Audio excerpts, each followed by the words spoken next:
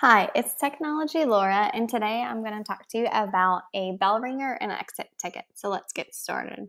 One of the first things that I think is very important for your students is to always have a bell ringer.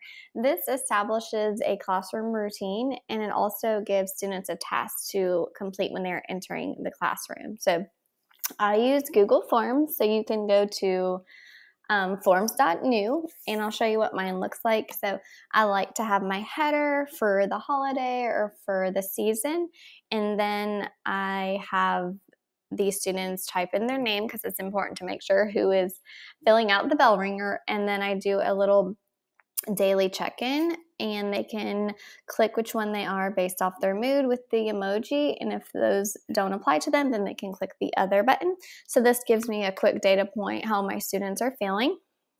And then every single day, there are always 5 questions on the Promethean board. And so since the questions change every day, I just leave the blanks in. So the students, again, have a routine. There's going to be 5 questions on the board, and I have 5 minutes to complete this. And so they type in their answer for each of the questions. Sometimes they finish all of the questions, or maybe a couple, but it still gives them to a task to complete once they've entered the classroom.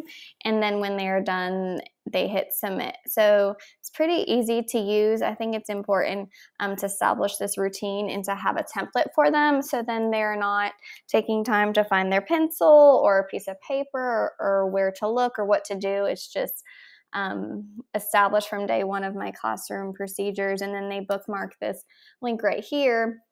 So then they know every single day in their Chromebook where to find the bell ringer. So I'll wrap that up with saying that have a space for the student's name.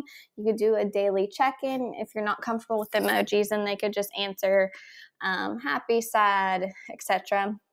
And then depending on your content, how many questions you want them to answer, you could have, 3 questions, 5 questions, etc. And then I like to end, let's have a great day together with my Bitmoji to make it personable.